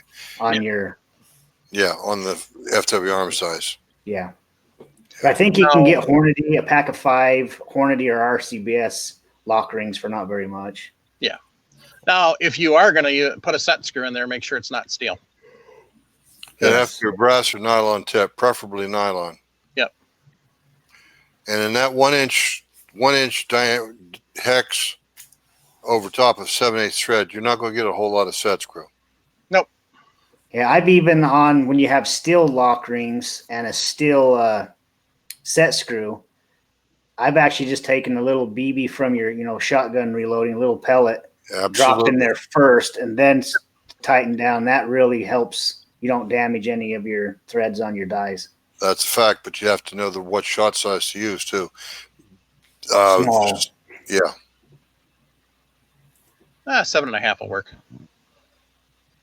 Number 9 won't. It's too small. Mm-hmm. Any rate, or you just get like a 4/0 and just trim it down, and then eat the lead chips that are done. That's where the belt sander comes into play again. Right. Good one, Phil. I like that. Phil's about gagged when I talk about using a belt sander to reduce on this nut. Okay, listen. I'm up for a good gag as much as the next person, but I get really anal retentive about safety because I've done some really, really ill-advised things in my youth, and learned the hard way that exactly what Jim's describing in jest, I hope, causes broken things and occasionally loss of your fingertips. Mm-hmm. Hey, Phil, I Mhm. just watched a video the other day of a lady, and she called it a redneck pedicure. And she used a little portable belt sander, and she duct taped the trigger down, and she ran her feet over it. Tell me she was from Florida or Alabama, and God Almighty, not Louisiana. I don't know. It seemed like a good idea. Redneck pedicure. No, Redneck it pedicure. does. It only sounds like a good idea if you kiss your cousin and smoke meth. Well, on that note, Some of us, however, have IQs firmly in the triple digits, and that sounds like a really bad idea. really? The first thing I was thinking of, Phil, is burning your fingertips off. That's one option. The other one is to lose your grip on the nut, and like Mike pointed out, zing! I'm up with short fingers. So I searched redneck pedicure. I don't want to know. Yeah, look at that. I don't want to know. Oh my God. I don't want to know. I don't have that much faith left to lose in humanity. Just leave it alone.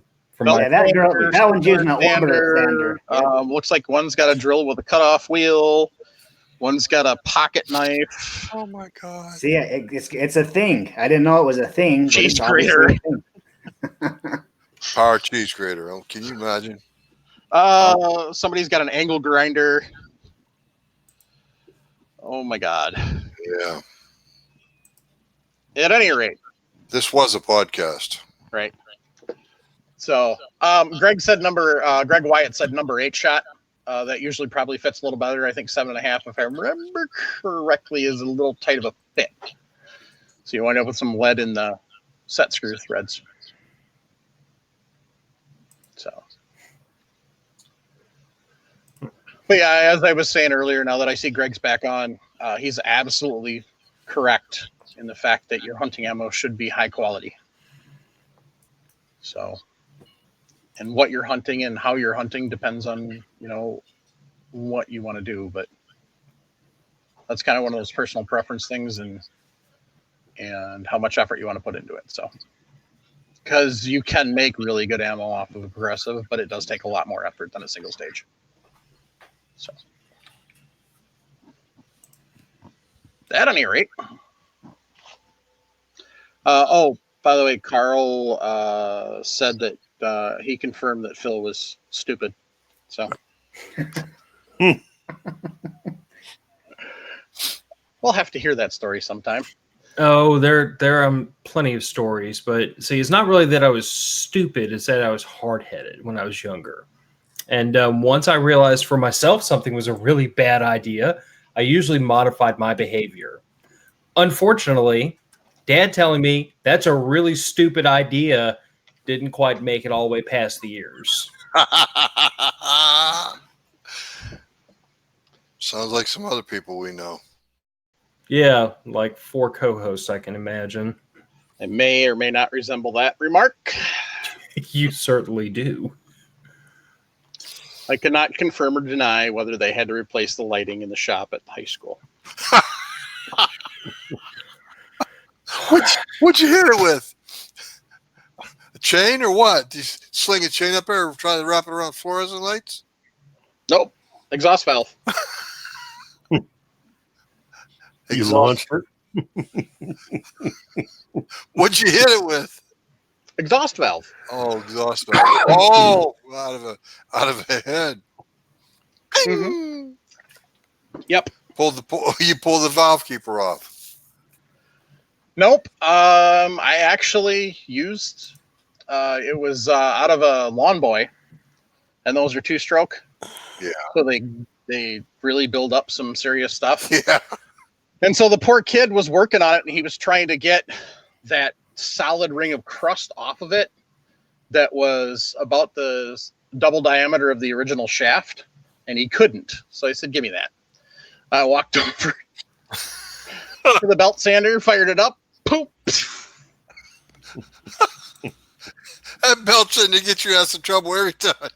I would like to say Lawn Boy does build, or whoever built Lawn Boy's engines at that time does build a hell of a quality valve, though, because after I picked it back up off the floor out of the glass, it was still straight.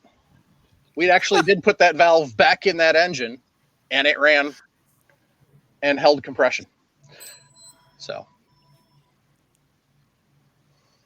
I also will not confirm or deny that certain air-powered staple guns will shoot pennies.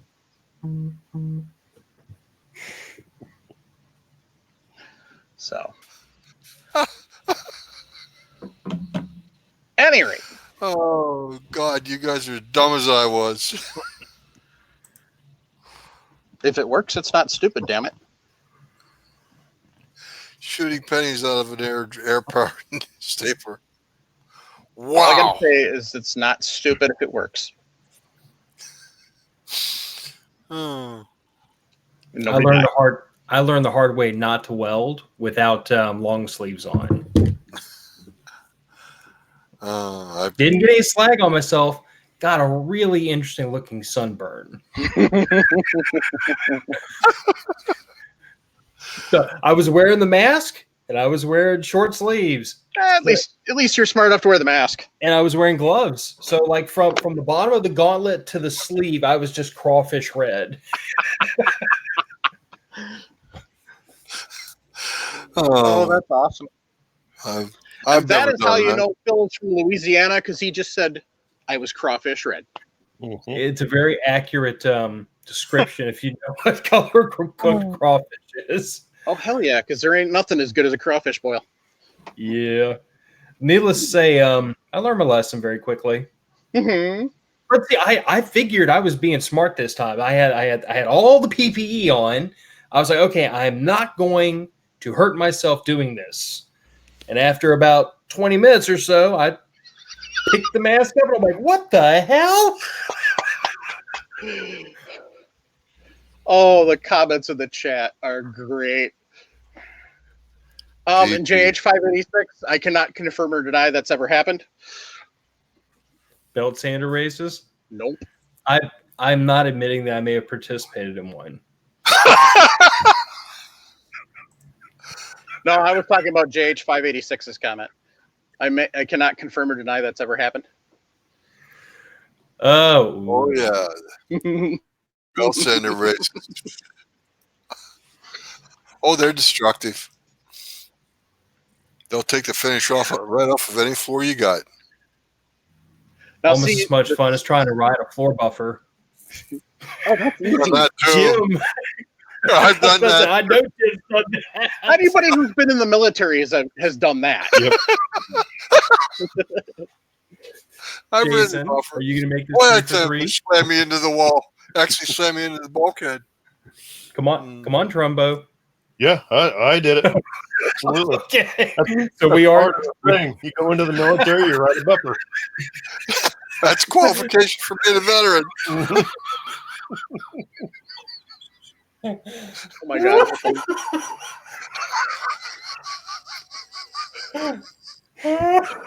Travis, you have no idea what we're talking about, do you?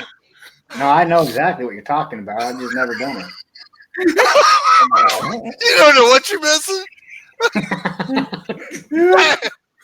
Get slammed into a bulkhead, steel bulkhead. It don't. Sounds awesome. Yeah. Good times. Very good times. See, now if you figure out, we spent enough time, because I used to work on the floor crew for a local grocery store. We spent enough time learning how to steer those suckers. There is no better look than when you go zipping by the third shift manager on one of those things. And they wonder what the hell they just saw. That is a classic look.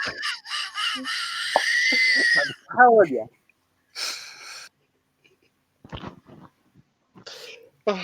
Here's Chris Sharp in the YouTube chat. Phil and Jim would know this one. Floor buffer rodeos. Yep. Yeah, he posted that right about the same time we started talking. Oh, Yeah. Brilliant minds think alike. Joseph, stone cold sober. I can't speak for Jason, but I am. Oh, Jason probably my had a goodness. couple of gin and tonics by now. I might have had two, yeah. Oh, and he's still sober. I haven't. I'm stone sober. Unfortunately. Iced tea, and it's all gone. We need to find Phil one of those stickers that says my other ride is a floor buffer. If you can, okay, listen. If you can get it in a morale patch, I will sport that. Oh, heck yeah. Well, we know someone who can make you some patches. Talk to the man. Tell him he needs to make a morale patch. Jake, John, I hope you're listening. Listen, I don't even want royalties. I'll settle for just credit. A guy riding a floor buffer with his 338 Lapua. No, gotta be a guy riding a floor buffer, holding a cowboy hat up over his head. You know, like in the bull And a riding rifle in the other stance. hand to cover my cold dead hands. Charlton Heston would be so proud of you. Yeah, and the best part of that, I forgot to mention the best part. I actually did have a Stetson on as I went zipping past him. Oh, Because I stopped in on my night off. We just left the bar. So if that gives you any indication, I'm in jeans, shit kickers, Stetson, and a denim jacket. Hopped on and went zipping by. So yeah, Hell, if it was, he couldn't fire you because you weren't at work. exactly.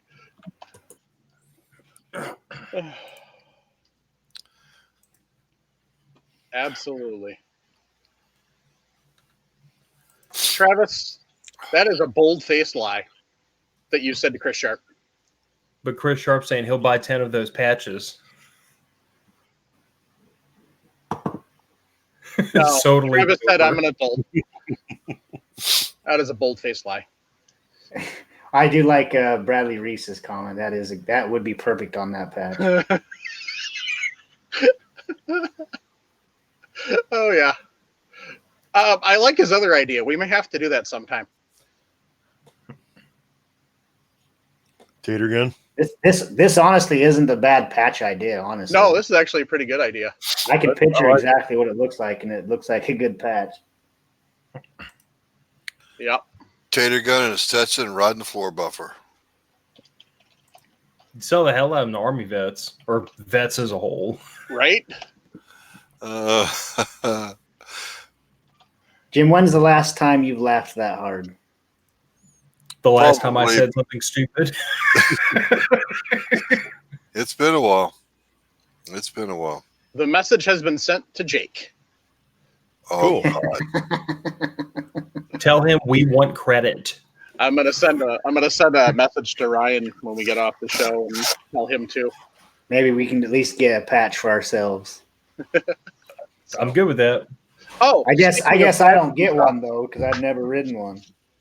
You should. You really, really, really should. I've Speaking never of even patches and seen stuff, we are working with Patriot Patch Company to come up with a Reloading Podcast sticker. Good. So that's in the works. All right. Well, that's everything on the show notes. 45 minutes ago. Pretty much. We just put some filler in there. Yeah, that is just a good time. So, well, obviously he didn't do it right.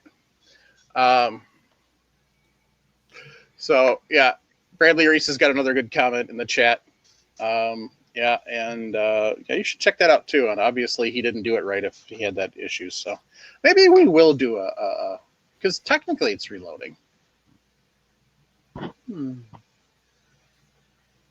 And you can use different powders for it. So, at any rate, before we get too far along, Chris Sharp wants you to rent a buffer to Home Depot, Travis. oh my gosh. I agree. Oh. I want video of that. As little as Travis is, that thing will probably throw him across the room. I should. I'll have to check with a couple of custodians at work, see if we can't set something up. Oh. That means you have to go to Wisconsin, Travis. Hey, you know what else is? It used to be fun, but they kind of killed. Is the powered, not the forklifts, but the powered hand trucks. Before they put the safety switches in them, so you can't ride them. Those are fun too. Not as fun as the floor buffer, though. Not that you would know, right, Mike? I can't confirm or deny. Yeah, Hook'em's not real impressed with you guys right now. When is he ever? Oh, just leave it This is all. for that cheesehead crack earlier. Hook'em, that's for the cheesehead crack earlier. So there. So, at any rate, Knox Spectre just got in. Have you discussed the 750? A little bit. We had a question. We haven't really gone super deep into the 750 because I want to get somebody from Dillon on to actually do that. I'm waiting to hear back from them. But we did talk a little bit about it and what some of the major improvements are over the 650, and then we compared it to why you should buy that versus a 550. So, but yeah, so there is some conversation in there in amongst the stopping and starting and all that crap. So, but I want to take time to thank everybody who sends us an email to reloadingpodcast@gmail.com. That's reloadingpodcast@gmail.com. Everybody who sends a text or leaves us a voicemail, 608-467-0308. Everybody that leaves comments on the YouTube videos or joins us for the live taping and leaves us comments in the YouTube chat, which we leave on. So if you hop in and watch the video later, you can see the chat as it's going. Also, want to take time to thank everybody that swings by firearmsradio.tv and hits up the Brownells and Amazon affiliate links. It doesn't cost you folks any extra money, but it does help the network, which helps bring you shows like this and many of the other fine shows that are on the network. We keep added. We've added a couple of new ones over the last couple months, and there's a couple more coming. So make sure you're checking out firearmsradio.tv to see what all the shows are. Also, I want to take time to thank all of our Patreons, past and present. We appreciate all of the generous support and the fact that you're all willing to send your hard-earned money so that we can do this. So,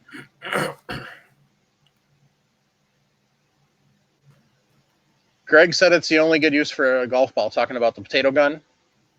However, they do make a lovely target. So.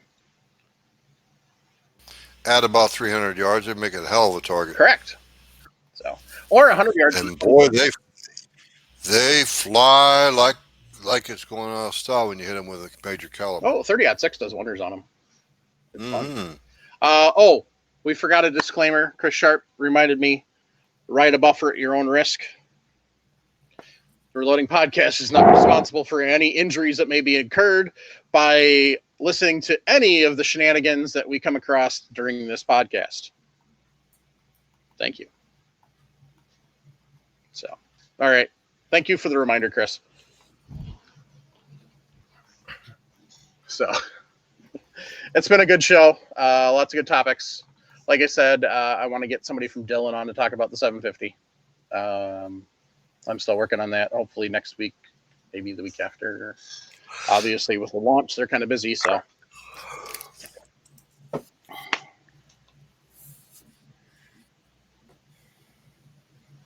and that's pretty much it. Anybody got any shout outs? Nada. Go over and check out Concealed Taco Dudes on their new feed. Yep. Listen to the first couple episodes. Pretty good. So. And it's only going to get better as they figure out how exactly they're going to make this go and where they're going to make it go. So I want to thank Starline Brass for the upcoming giveaways. I want to thank FW Arms for the test products and for the giveaways. One thing I didn't think about when we decided to run the contests with the hashtags is it's not necessarily always easy to just do a hashtag search and find everybody that posted. So it's taking me a little longer than I anticipated to get all of that tabulated. Like I said, the contests for Facebook, Instagram, and MeWe all ended on the 31st of July. So I'm busy creating spreadsheets for all those, and then we'll do I'm hoping to be able to do those drawings this week sometime. So, but it's taken a little bit of time, a lot more time than I anticipated. So, it is 9:15 Central Time, so we are going to let everyone go. And in that vein, make sure you keep your brass shiny. Be an asset, not a liability. Get out and ride a floor buffer. How's the one dick that hasn't ridden a floor buffer take my line? Save a horse and ride a floor buffer. There you go. Good night, Joe. I got nothing on that. Jim. I got nothing. Good night, Joe. Good night, boys.